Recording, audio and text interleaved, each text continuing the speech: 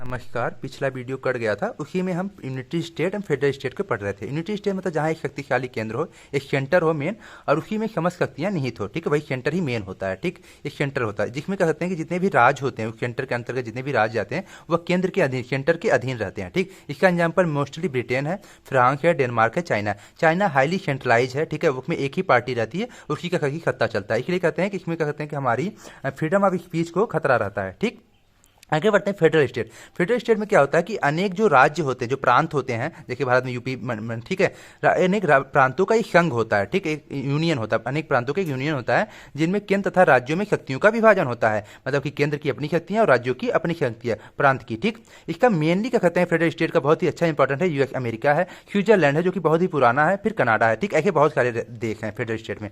अब ये जो टर्म है फेडरल, ये हमारे इंडिया, अब हम इंडिया को अगर हम देखें तो इंडियन कॉन्स्टिट्यूशन में फेडरल स्टेट नहीं रखा गया है। तो the term federal is not mention the Indian constitution, बल्कि रेदर देन, बल्कि कहा जाता है कि इंडियन कॉन्स्टिट्यूशन में लिखा है यूनियन ऑफ द स्टेट, मतलब भारत राज्यों का संघ है। ये चीज क्या कहते हैं इंडियन कॉन्स्टिट्यूशन में लिखा है, union of the state, Bharat राज्यों का एक संघ है। ठीक, कई राज्य है ना, मध्य प्रदेश, यूपी, बिहार, तो उसका एक संघ है। ठीक है, राज्य दिल्ली समझिए। फिर केसी वियराज ने लिखा, कहा है कि India is the quasi federal.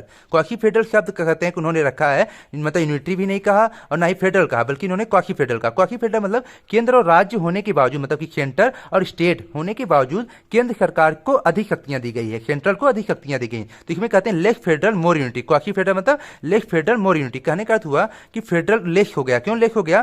क्योंकि इसमें आपकी यूनिटरी, मतलब कहते हैं कि मैंने कहा ना, इसमें केंद्र सरकार को अधिक शक्तियां दी गई है, तो मोर यूनिटरी हो गई ना। इसमें यूनिटरी में क्या था कि जो एक शक्तिशाली केंद्र हो तो शक्तिशाली को अधिक शक्तियां दे दी गई, मतलब केंद्र को अधिक शक्तियां दी गई, तो मोर यूनिटरी हो गई। और फेडरल लेस इसलिए है क्योंकि इसमें राज्य और क्या कहते हैं केंद्र अलग अलग तो है। फेडरल में क्या था कि राज्य की भी अपनी क्या कहते हैं अलग बात थी, देखिए इसमें केंद्र और राज्यों में शक्तियों का विभाजन होता था। तो शक्तियों का विभाजन तो है ना, कि राज्य की अपनी सरकार है और केंद्र की भी अपनी सरकार है। ठीक, लेकिन क्या कहते हैं कि केंद्र को ज्यादा महत्व दिया गया है। ठीक, आगे बढ़ते हैं। अब हम इसमें हम डिफरेंस समझने की कोशिश करते हैं, यूनिटरी सिस्टम और फेडरल सिस्टम, मतलब जो यूनिटरी स्टेट है और फेडरल स्टेट है, इसमें क्या डिफरेंस है। तो यूनिटरी सिस्टम में अगर हम देखें, मतलब एकात्मक राज्य की बात करें, तो सेंट्रल गवर्नमेंट इज सुप्रीम। मैंने कहा ना कि जहां एक शक्तिशाली केंद्र होता है वो सुप्रीम होता है, और एडमिनिस्ट्रेटिव डिवीजन होता है, उसे प्रशासनिक तौर पे उसे बांटा जाता है। ठीक है, एक केंद्र होगा, उसमें जो भी रहेंगे प्रोविंस उसको प्रशासनिक तौर पर बांट देंगे। वहीं पे फेडरल सिस्टम जो रहता है, power divided between the central, मतलब फेडरल एंड लोकल गवर्नमेंट। अब फेडरल सिस्टम में क्या था, फेडरल सिस्टम में क्या कहते हैं एक केंद्र था और उसमें कई राज्य थे। देखिए आपका दिल्ली केंद्र हो गया,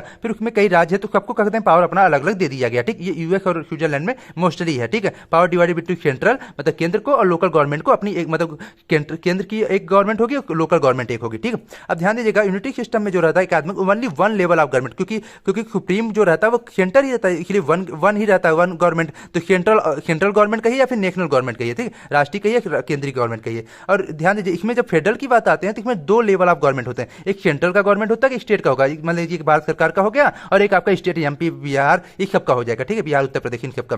और अगर हम आगे बढ़ें तो unity system only set of the law of uniform, इसमें यूनिफॉर्म का कहते हैं यूनिफॉर्मिटी की बात होती है, मतलब एक रूपता की बात होती है। ओनली एक लॉ, जो भी लॉ रहेगा वो पूरे देश में लागू होगा, और वह जो लॉ रहेगा वो सेंट्रल गवर्नमेंट ही करेगा। ठीक, यूनिफॉर्म लॉ रहेगा, उस सब पे लागू होगा। वही जब फेडरल की स्टेट की बात होती है, वो two different type of law, एक सेंट्रल का भी लॉ रहता है, एक स्टेट का भी लॉ रहता है। मतलब कहने का अर्थ नहीं होता कि राज्य का कोई कानून रहता है, कोई कहते हैं कि आपका राष्ट्र, मतलब कि केंद्र का भी कानून रहता है। आगे बढ़ते हैं, अब हम समझने की कोशिश करते हैं। अब हम पढ़ेंगे लैंड लॉक, जो टर्म है, कुछ पॉइंट है समझिएगा। लैंड लॉक, बफर स्टेट, ठीक है।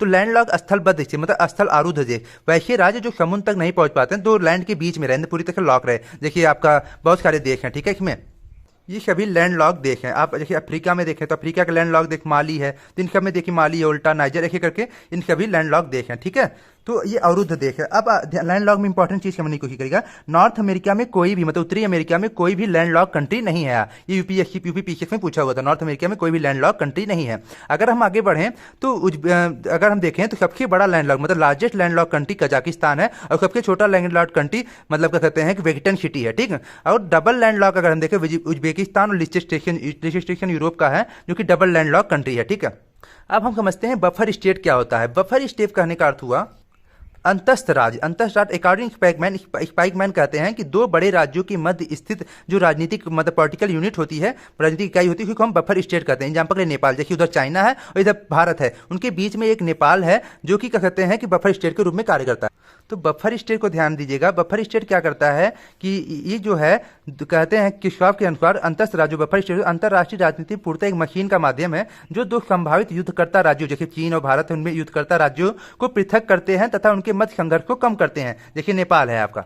ध्यान दीजिएगा जो बफर स्टेट के लिए आवश्यक नहीं है कि वह स्थल के आवित हो, मतलब कि लैंड लॉक हो, ठीक है, क्योंकि थाईलैंड, फिनलैंड, ईरान इन सब क्या है ये सागर सीमा के भी जुड़े रहते हैं। लैंड लॉक में और बफर स्टेट में यही डिफरेंस है। तो मैंने लिखा कि अंतरराष्ट्रीय के लिए आवश्यक नहीं कि वह लैंड लॉक हो, एग्जाम्पल के लिए थाईलैंड, क्योंकि ये सागरी सीमा भी बनाती है। आगे बढ़ते हैं अब हम कुछ क्या कहते हैं classification state according the shape के आधार पर स्टेट को हम बांटते हैं। तो एक होता है कॉम्पैक्ट स्टेट मतलब कंपोजिट मेजरमेंट मेथड, इसमें फ्रांस, रोमालिया संयुक्त आता है। कॉम्पैक्ट इसमें राज्य का आकार एक संयुक्त खंड के रूप में होता है। अब इसी शेप को आप यहाँ पे समझने की कोशिश करिएगा। ये है आपका कॉम्पैक्ट शेप। कॉम्पैक्ट शेप मतलब हुआ संयुक्त। मान लीजिए इस केंद्र से क्या कहते हैं कि दूरी पर अगर हम जाएं तो बराबर, ये मान लीजिए सेंटर है तो इसकी दूरी जो है बराबर रहेगा और इसका जो कहते हैं बाउंड्री होता है बहुत ही छोटा रहता है, क्योंकि बहुत ज्यादा फैला नहीं रहता, इसका बाउंड्री छोटा रहता है, तो ये बहुत ही प्रशासन करने में बहुत ही अच्छा रहता है। ये कॉम्पैक्ट शेप हो गया। इनलॉन्गेटेड मतलब लंबा का, लंबाई जो है औसत चौड़ाई की 6 गुनी रहती है, 6:1 का रहता है। देखिए चिली, नॉर्वे, इटली, ठीक है। इलोंगेटेड में देखिए ये है इलोंगेटेड। इलोंगेटेड को देखिए चिली है, ठीक है, चिली है जो साउथ अमेरिका का है, ठीक है। इसका जो लेंथ है वह 6 है, इसकी लंबाई अगर हम देखें 6 है और रेशियो 1 जो इसकी विड्थ है, ये विड्थ जो है वह 1 है, तो 6:1 के इलोंगेटेड में आता है। अब होता है फ्रेगमेंटेड शेप। फ्रेगमेंटेड मतलब कि बिछन्नाकार आकार का, जैसे जापान है, कुछ द्वीप यहाँ पे होंशु, हुकोडी, ये सब द्वीप है ना, फिर जापान आता है, तो बिछन्नाकार में जो रहता है हम डिवाइडेड या फ्रेगमेंटेड शेप कहते हैं। तो इसमें राज्य जो है अनेक खंडों में विभाजन रहता है। जो राज्य होते हैं कई स्टेट जो है वह अलग खंड, जैसे इंडोनेशिया का हो गया तो कई द्वीप उसमें है ना, जापान हो गया, फिलीपींस हो गया, तो एग्जाम्पल हो गया आपके।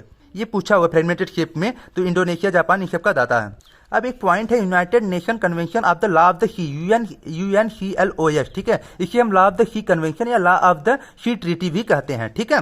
क्या कानून है इंटरनेशनल लॉ पे सी ट्रीटी की। तो ये मैंने फिगर बनाई, फिगर से आप देखने की कोशिश करिएगा, इसे अच्छे से क्लियर हो जाएगा। तो इसमें मैंने एक तरफ से लैंड बनाई, पूरा एरिया मेरा जो है ये लैंड है, ठीक है, ये हमारा स्थल लैंड है और ये मेरा सी है, ये देखिए ये मेरा समुद्र है, ठीक है। अगर फिगर दिख रहा हो ये सी है, समुद्र है, इसमें पानी है, ठीक। अब इसमें समझने की कोशिश करिएगा, जो लैंड है, लैंड पे क्या कहते हैं कि कुछ दूरी तक, क्योंकि मान लीजिए ये मेरा भारत है, ठीक है, ये भारत है, तो ये क्या कहते हैं कुछ तट कटा रहेगा ना, तो एक सी क्या कहते हैं सी बेस लेवल बना लिया जाता है। तो इस बेस लेवल के बाद की बात होती है, तो हम एक बेस लाइन खींच देते हैं, एक बेस लाइन खींच देते हैं जो एकदम आखिरी पॉइंट होगा, ठीक है। अब इस बेस लाइन के बाद जो जो चीजें हैं उसे हम समझने की कोशिश करते हैं। तो इसमें होता है एक इंटरनल वाटर। इंटरनल वाटर में जो ध्यान दीजिएगा, बेस लाइन के अंदर का जो जल रहता है, ये जो जल है बेस लाइन के अंदर, ये बेस लाइन है, ये इस बेस लाइन के अंदर का जो यहाँ पे जल रहेगा उसी को हम इंटरनल वाटर कहते हैं। फिर होता है टेरिटोरियल सी। टेरिटोरियल सी होता है बेस लाइन के 12 नॉटिकल माइल तक हम जब जाते हैं तो उसी को हम टेरिटोरियल सी कहते हैं। टेरिटोरियल सी है बेस लाइन के 12 नॉटिकल तक, ये देखिए ये आपका टेरिटोरियल सी है। फिर होता है आपका कॉन्टिग्यूअस सी। कॉन्टिग्यूअस जो है बेस लाइन के 24 नॉटिकल माइल तक जाता है, तो ये मेरा कॉन्टिग्यूअस जोन है, ठीक है,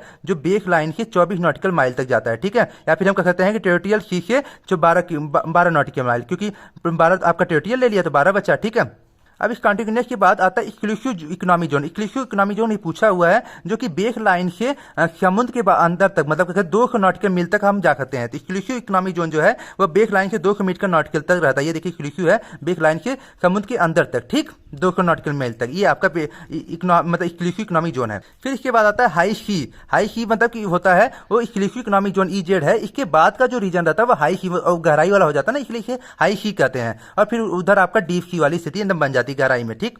अब देखिए इसमें जहां पे कॉन्टिनेंटल का कहते हैं कि शेल्फ जो रहता है वो कॉन्टिनेंटल, यहाँ पे देखिए कॉन्टिनेंटल शेल्फ है, यहाँ पे जो झुका हुआ है, ठीक। तो इसे हम कहते हैं ये एरिया जो रहेगा इतना, ये कॉन्टिनेंटल शेल्फ का रहेगा, जहाँ के वो मुड़ रहा है, ठीक, एकदम नीचे जा रहा है। फिर उसके बाद डीप सी बेड आता है, यहाँ पे डीप सी बेड बनता है, ठीक। आगे बढ़ते हैं। अब हम यहाँ पे ऊपर देख लें तो ये नेशनल एयर स्पेस है, ये ऊपर वाला यहाँ के लेके यहाँ तक नेशनल एयर स्पेस है, और इसके बाद जो इंटरनेशनल एयर स्पेस इसमें जा सकते हैं, ये सभी बातें हैं। तो इसमें इंपॉर्टेंट है इंटरनल वाटर, टेरिटोरियल सी, कॉन्टिग्यूअस जोन। तो इंटरनल टेरिटोरियल सी ध्यान दीजिएगा 12 नॉटिकल माइल तक, कॉन्टिग्यूअस जो है बेस लेवल के 24 नॉटिकल माइल तक। एक्सक्लूसिव इकोनॉमिक जोन बहुत ही बार पूछा है, बेस लाइन के 200 नॉटिकल माइल तक इसका रीजन भारत के पास रहता है, सी, ठीक है। तो इसलिए जब 200 नॉटिकल मील तक जाता है EEZ वाला, इसलिए कहते हैं कि जब अगर हम भारत का तट देखें, ठीक है, भारत का तट देखें तो यहाँ के 200 नॉटिकल माइल तक जाएंगे तो श्रीलंका भी आएगा, इसलिए भारत के मैप में श्रीलंका भी दर्शाया जाता है। ये अगर कहीं भी पूछे तो आप समझ सकते हैं 200 नॉटिकल माइल तक जाएगा तो इसमें श्रीलंका भी आता है, इसमें मजबूरन वक्त मुझे श्रीलंका को दिखाना पड़ता है भारत के नक्शे में। तो बेक लाइन जो रहता है उसे भी समझ लेते हैं। तो देखिए देखिए, ये देखिए बहुत कटा हुआ तट है, तो इसको हम एक लाइन खींच देंगे जो कि क्या कहते हैं एक करेक्ट को मिला, तो ये आखिरी लाइन होगी, ये बेक लाइन होगी, ठीक है। तो इसके अंदर वाला जो रहेगा उसी को हम कहते थे इंटरनल वाटर, इसी को हम इंटरनल वाटर करते जो अंदर वाला रहता था, ठीक है। उसके बाद बेक लाइन के 12 नॉटिकल माइल जाएंगे टेरिटिकल, फिर कॉन्टिग्यूअल, ऐसे करके हमारा चलेगा।